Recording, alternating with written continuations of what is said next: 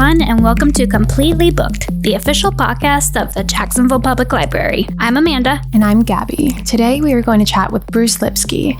He was a photojournalist for the Florida Times-Union for 35 years until retiring in late 2017. As some of you may know, the main library just inherited the Times-Union editorial archive collection. The collection contains approximately 72,000 clipping files. Each file contains photos and source materials as well as newspaper article clippings.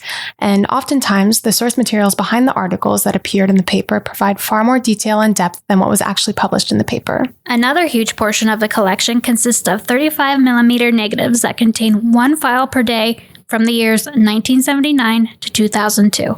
Our special collections team is currently going through the process of cataloging the entire collection, and we've been posting an article each week as a Throwback Thursday on our Facebook and on our Instagram at Jack's Library. Our guest today, Bruce Lipsky, contributed to a large amount of content in the collection, and we thought it would be fascinating to chat with him about his experiences as a photojournalist and what it was like to capture 35 years of Jacksonville's history. So, without further ado, here is our interview with Bruce Lipsky.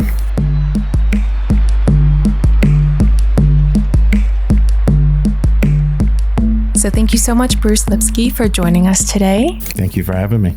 So why don't you tell us a little bit about how you became a Florida Times-Union photojournalist? It's actually a really good story. I was in my final semester at UNF. I was trying to find internships. I was trying to get in at the paper. And at that point, UNF grads weren't really in the newsroom. They weren't looking for them for either internships or hires. But I had been networking a lot.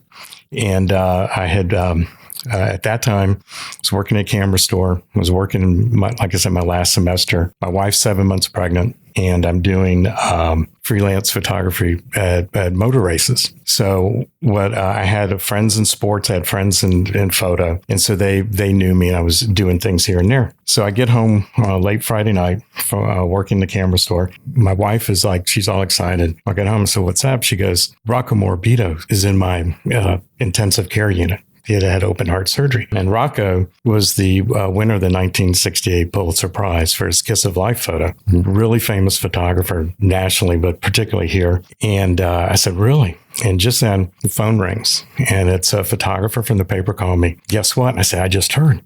And he goes, well, not only that, but one of the photographers had been tackled on the sideline at a high school game and had shattered his knee.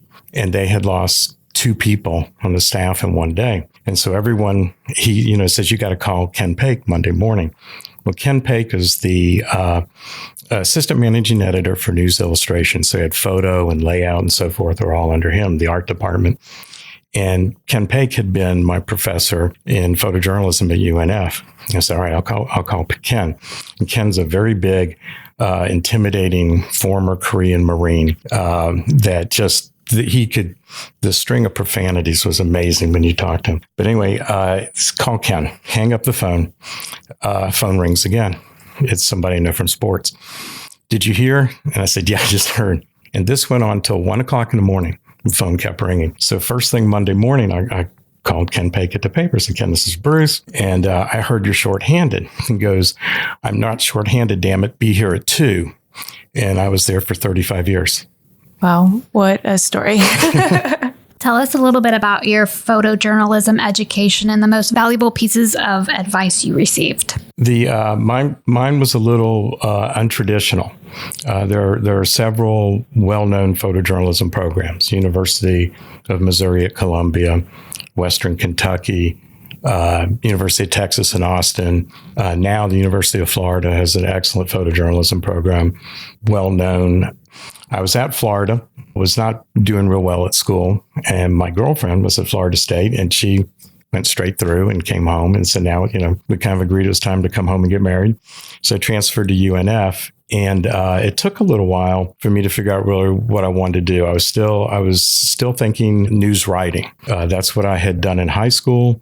That's what I figured I'd do in college, but it just wasn't really clicking. And then I read a book by a man named David Hume Kennerly called Shooter. A friend had it because you're going to want to read this. And I sat down with it, and I couldn't put it down. I stayed up all night until I read it. And I went, this is what I want to do. went and talked to my professors at UNF. I said, look, the photo program, one of the things I have to take sculpture and I have to take some other things. I'm like, can I take copy and layout instead and this and that? And UNF was small enough at the time that after bugging them for about 2 weeks straight, the dean of department said, yeah, go do that. We'll make that work. Since they were academic classes, they were okay with it. And so I kind of put my own curriculum together. The story I told you, Paik had been my instructor at UNF, and photojournalism was this one class in the curriculum where most people were interested more in fine arts with photography. So the other people in the class weren't really as interested in as I was. So Paik knew me, and I'd met most of the other photographers on the staff at that point. And so from there, it led into the story that I told you. So it worked out really well in the end, even despite the fact that I didn't go to one of the well-known schools. And when you were growing up, did you have a passion for photography? No, what was interesting was my dad had been a photographer in the Navy, and he didn't pursue it after the Navy. But we always had a decent camera in the house. And Dad goes, oh, yeah, photography's simple. You focus and you figure out, how much light for how long. That's it. Aperture, shutter, speed, focus, no big deal. So myself and my brothers, we all knew how to take pictures, but Dad didn't pursue it. So none of us really thought about it. And then I became really, really interested in motor racing, and I started shooting that. I had worked on a couple of pit crews, and I was awful working on the cars and awful during the pit stops, but people liked my pictures, and they would go, well, come on the race, but just don't touch the car anymore. So I figured I would do that. I would be a freelance motorsports photographer. But after I read Shooter, it was like, no, this is it. This is what I want to do. Can you tell our listeners what exactly a photojournalist is? Photojournalist is someone who does news photography. It's really capturing the daily. Let me back up. When they talk about newspapers, they talk about how newspapers are the first right of history, and that's kind of what we're doing. We're doing the same thing as a photojournalist. So when you're out and about, particularly in the early '80s compared to now, we're the only people running around with cameras. And we were running around cameras every day. We had photographers on at the paper from 7 o'clock in the morning till about midnight, 7 days a week. And so we're capturing the visual history of Jacksonville. And that's what a photojournalist does in general, particularly if you're at a paper. You're shooting city council meetings, you're going to school board meetings, you're going to sporting events, you're shooting fashion, you're shooting business stories, you're shooting a lot of business stories. And these things it's the news side photography. Instead of it just being all pretty pictures, and we're trying to make nice pictures, while you're there, you have to gather the news when you're out doing it also. So if I take a picture at a fire, it can't say fireman leaves the building. No, it's like, the what, when, who, where, and how has to be there too. So you're combining news and photography. So you have to be able to take photos and be able to write. You have to do everything in case there's not a reporter there, because a lot of times the picture will run lines only. You've got to have those things, and you've got to be accurate. If somebody's name is John Smith, you better ask them how to spell John Smith, because it's not going to be what you think it is. But you've got to know where you are, when you were, like I said, the who, what, when, where, how. Just like in a news story, you have to have that in your caption information too. And it has to be accurate. And I think that's one of the most fascinating things about the Times-Union collection too. It's not just, the clippings from the newspaper. It's the call sheet. Sometimes it's the negatives of the photos. And you just realize how much actually goes into creating one news article. It's not just a writer and a photographer and then it's good to go. Is there anything else about the process that you think readers might not consider when they're viewing the final product? Yeah, there's a process that goes in it between our editors meeting. The photo department is unique in that we deal with every other news department. So, like I said, news, sports, lifestyle, features, articles, and business. You dealt with all those departments. And our editors were dealing with all of their editors, and all their editors are dealing with their writers. So if a writer goes, for instance, just use a random example, they're going to build the Riverwalk when it didn't exist. One of the business writers would find out, a property owner doesn't want to sell his land that they want for eminent domain to put the Riverwalk across. We're going to go out and interview him. And so his editor calls or comes by the picture desk and says, we're going to do this. We're going to go to this place. We're going to talk to this man or this woman and blah, blah, blah. And that's what we do. And a lot of times we were on our own to those things. So you're trying to make an interesting picture out of somebody with a piece of property or whatever, but there's there's a news element to it. There's a reason it's in the paper. Can you tell us a little bit about some of your inspirations? Were there any other photojournalists that really inspired you? Oh yeah. You're always looking at the generation in front of you. And when I came in, everybody wanted to be Mary Ellen Mart, who she has worked on a piece of on homeless kids in the Pacific Northwest, specifically around Seattle, called Streetwise. And everyone wanted to go out and do a story like that. Her book was amazing. William Albert Allard, who's at National Geographic, he had a book called Vanishing Breed, and everyone's like, I'm going to go shoot cowboys and I'm going to go do all these great things. But Susan Meiselas at the time was working in El Salvador, Nicaragua, both extremely dangerous places to be at that time. And her books on there were just amazing. And these people, Mary Ellen's passed away, but these people continue to work till today. At that time, Annie Leibovitz was young and new and doing all these portraits in Rolling Stone at that point. It hadn't moved over into Vanity Fair. And she was changing how we were all doing portraits. And so, we all started lighting portraits. We all learned how to carry portable light kits and how to light things. And we stood on their shoulders. We built on what they came in and knocked the walls down. And then we went from there. And after 30 years, you kind of are that established photojournalist you used to look up to now. I'm sure there's lots of young kids that look to you for inspiration. I hope, because I remember being at UNF on an assignment where the pottery classes were making these bowls for an annual event in Jacksonville called Empty Bowls. And it's a big fundraiser to help feed homeless and people who are without means. And so I'm taking this one girl's photo and stuff, and I go to get her name and things. She goes, now, who are you? And I said, who I was. And she goes, and what is this for? I said, well, this is for the Times Union. And she goes, well, what's the Times Union? I said, well, it's I guess you're not from here. It's Jacksonville's newspaper. She goes, I'm from Jacksonville. I went, okay. And I was like, she didn't know what the paper was. So that worried me. But I'm on a committee with the North American Nature Photographers Association, and I'm on the college scholarship committee. And every other year they have a giant summit somewhere. And we help pick these college students, about a dozen young men and women who come in and do a project. And then they make a video and so forth for a local nonprofit. When it was here, they did it for North Florida Land Trust. When I worked with those people, it was like I just needed to stay out of their way. They're brilliant young photographers. They're all brilliant scientists, majority of them. In the 2 years since they were here, I think about half of them have finished their PhDs, but they can shoot circles around me. They're just phenomenal photographers. Along with all of the things you can go see at Special Collections, they also hold quite a few events. So here is our producer, Justin, to tell you a little bit about an upcoming event for all of you true crime fans.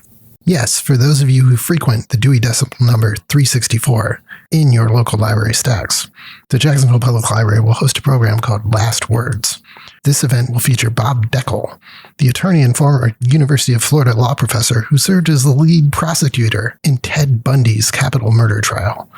See and hear him recreate his riveting closing argument that led to the conviction of Ted Bundy, one of the most notorious serial killers of the 20th century. This event will occur on Saturday, July 13th at 2 p.m. in the Ansbacher Map Room of the main library. That's Saturday, July 13th at 2 p.m. Now we return to the podcast. I think it really does take a lot of guts to do what you do. I think, people assume that the Times Union badge and the big camera will kind of automatically just get you in with anyone, but people are not always receptive to questions or especially photos. It can be a tricky thing to navigate. It's a tricky time now. It's trickier now, I think, than ever. Camera has been a wonderful passport into people's lives. You're always kind of blindsided when suddenly someone in your face and it's like, no, you can't be doing this, and it's usually at something that you're not expecting it at too. The majority of the time we can get in. The press pass will keep you out of more things that'll get you into, but sometimes you have to be a little assertive and explain that you have a right to be here and do this, and you get on with your business. So what were some of the most notable job assignments that you remember from your career?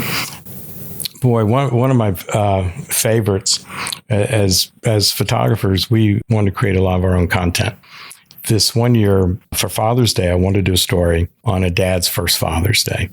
Things I felt were changing, and the stories about dads were still the same in the paper. And so, dads to me were really involved at that point. I had both our daughters had been born by then. And, I was there through the whole process. And then it's a big part of my job to help raise them too. So I wanted to kind of convey that in the story. And so went to my wife's OB, told her what I wanted to do. And he goes, I got the perfect person for you. So I met this young woman. They're having their first child, and she's a school teacher, and he was an air traffic controller. And she's saying, now you don't actually want to be there when I'm giving birth to you, shaking her head. And I'm just nodding. Yeah, I actually want to be. I want to go with y'all when you buy baby furniture. I want to go with you when you go to your childbirth education classes. We're going to be there. I want to be there when you bring the baby home, yada, yada. So we did all those things. On 2:00 in the morning on my 11th wedding anniversary, I get a phone call. It's time. We go in, and I'm with another woman having a baby on my wedding anniversary. But there's at one point she had decided to have that she needed the epidural. And so the nurse tells me I need to leave the room while they're doing that. And she grabbed the nurse by the arm and goes, where I go, he goes.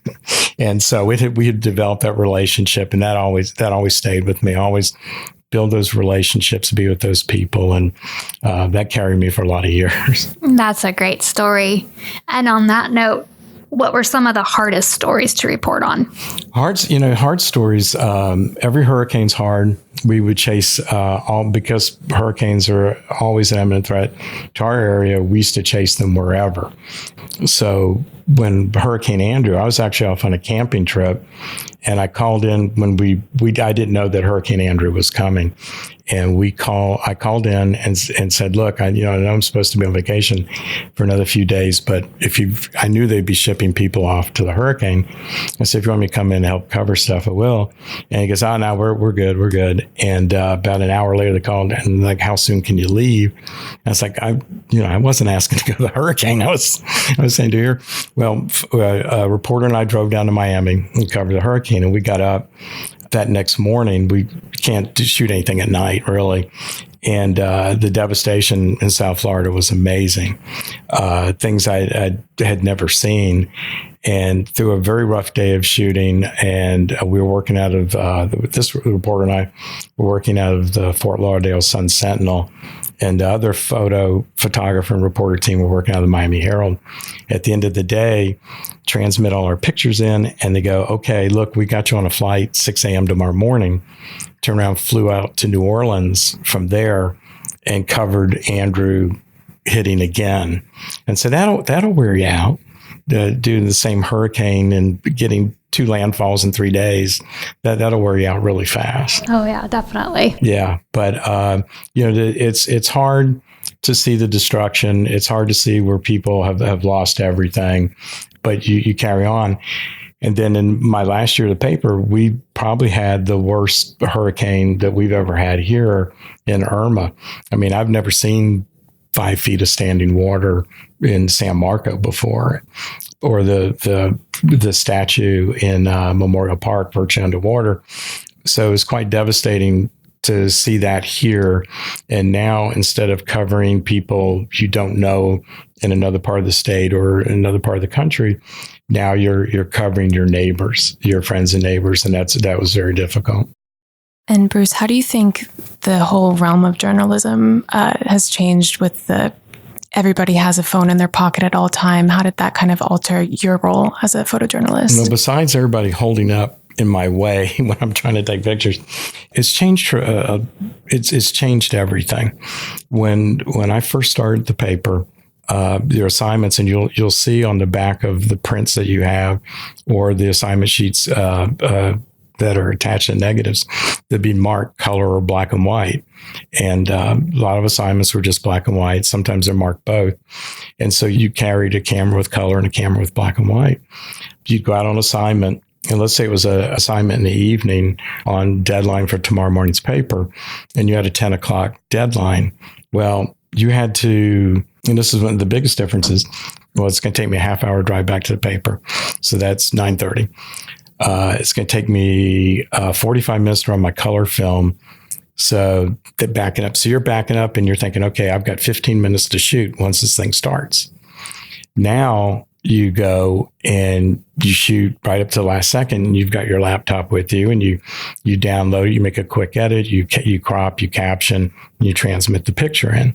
So you're staying for whole events now, where you would be at a city council meeting, literally for like 15 minutes, 30 minutes, and you're hoping to get your picture in that time. The other thing that we had going on then is you had limited real estate. Newspapers, so many column inches that are open for stories and pictures.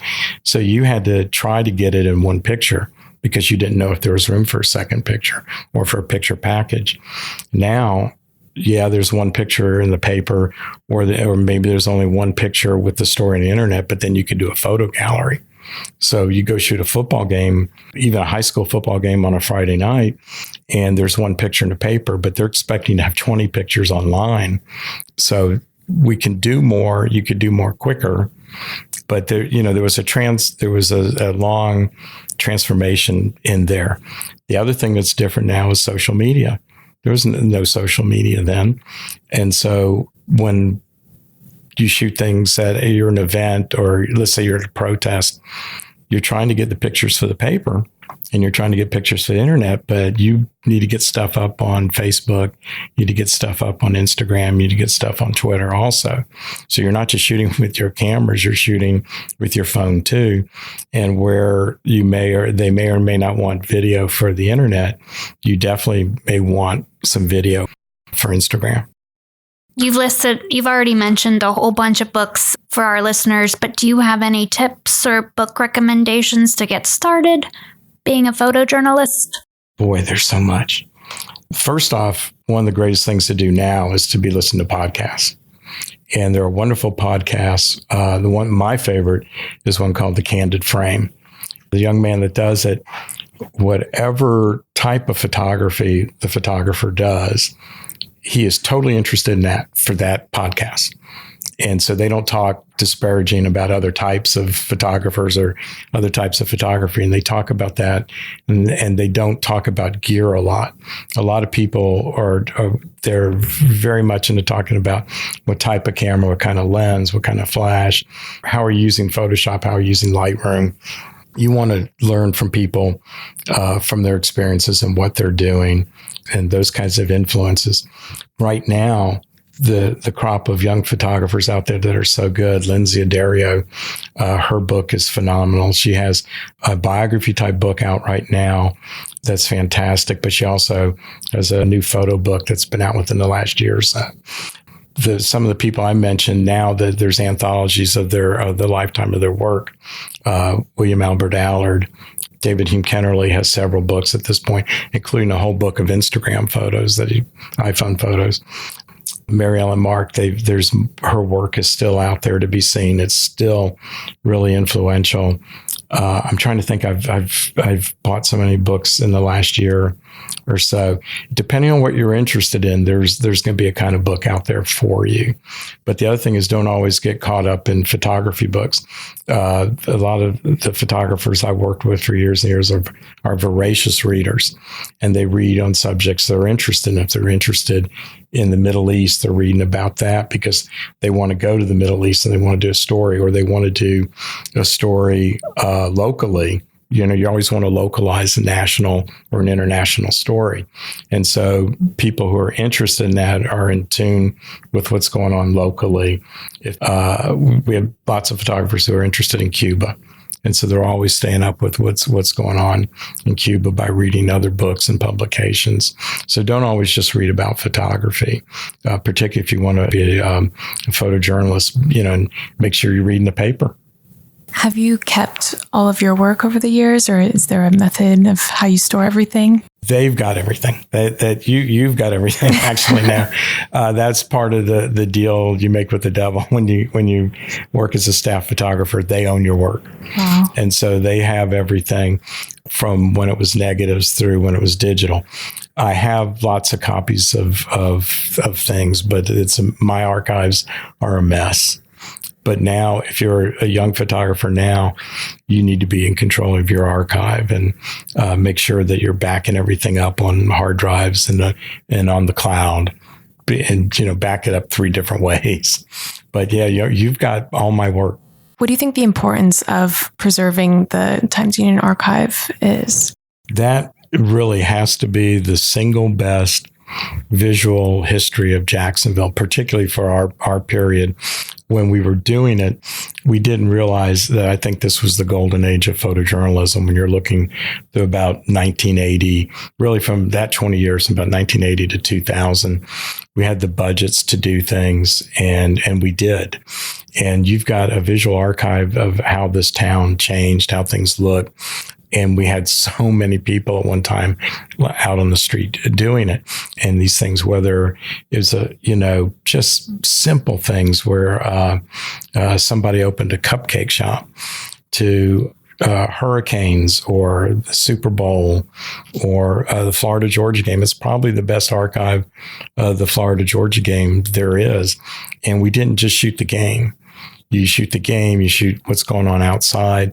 The last couple of years, I would beg not to shoot the game. Let me just go shoot the tailgaters and the activities outside.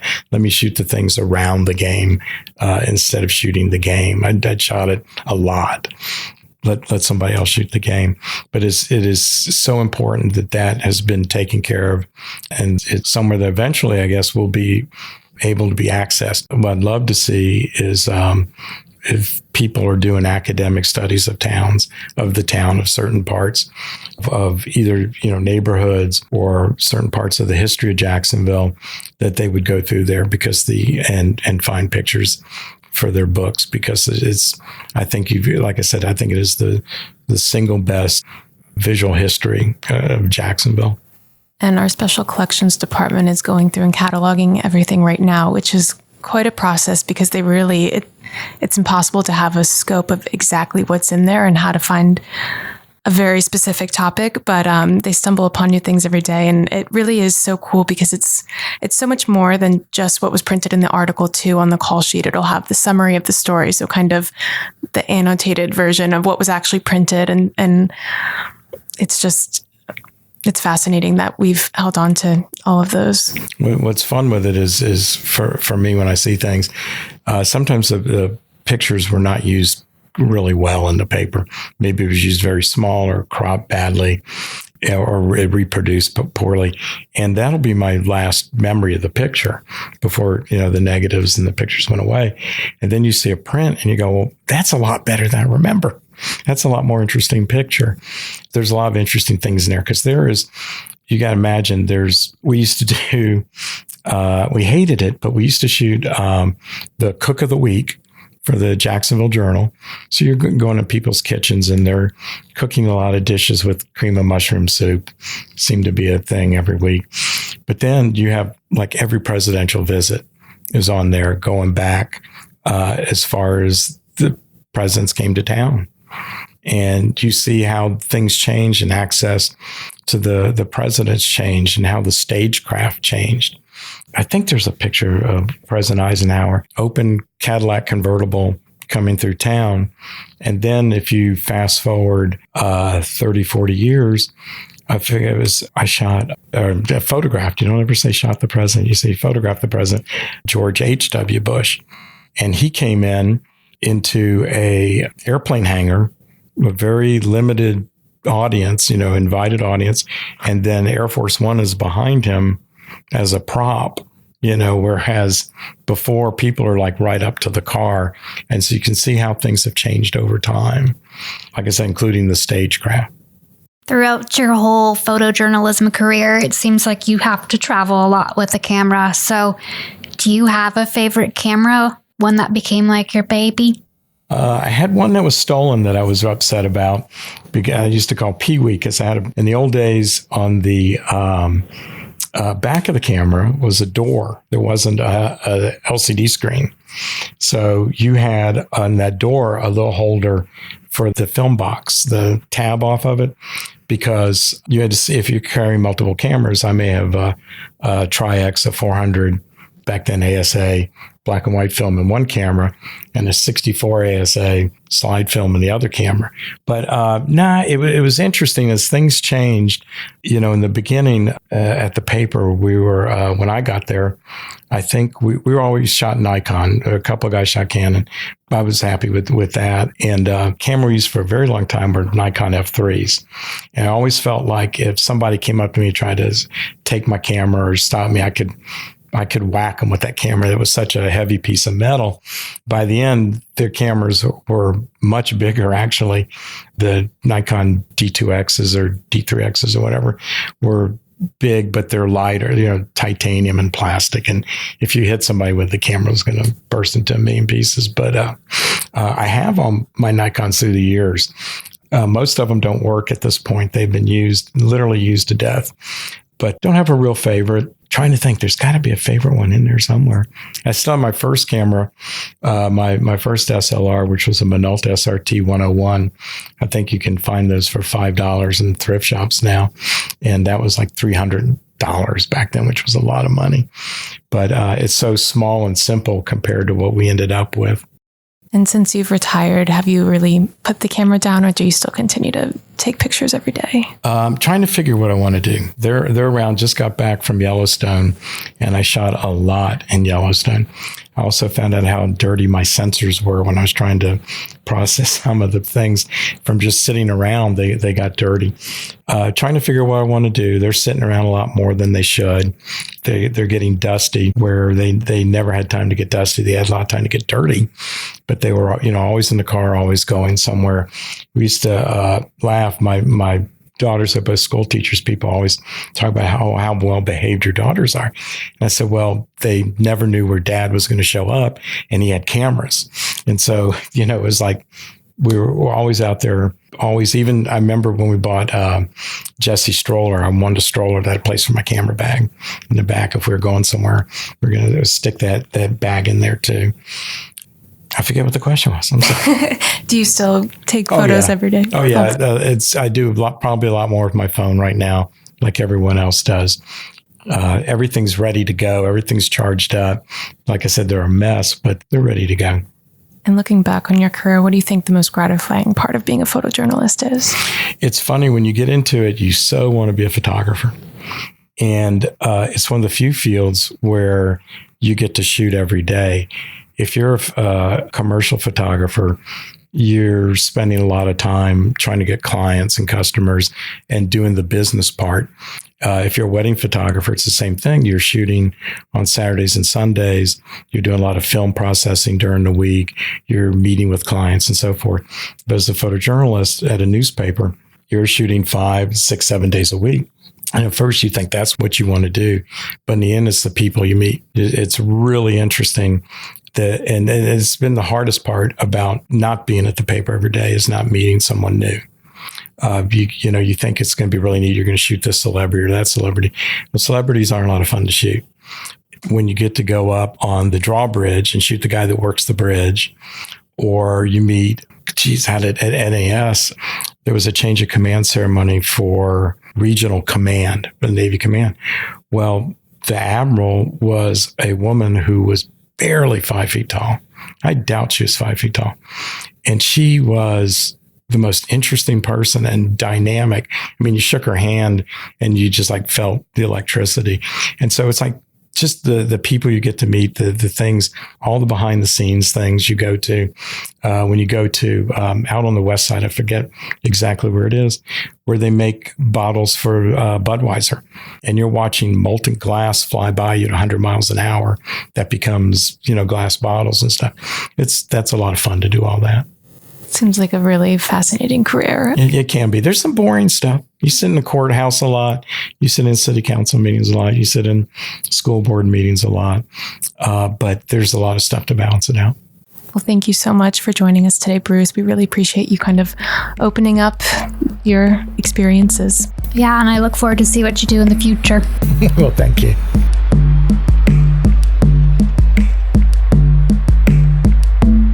Thank you guys so much for tuning in to Completely Booked this week. We hope you enjoyed hearing Bruce's stories about his career as a Times-Union photojournalist. You can view articles from the Times-Union archive upon request in special collections if you have a specific project you're working on and think there's a useful article tucked in the archive. You can also discover a wide array of historical content in special collections, both local and abroad, on the 4th floor of the main library.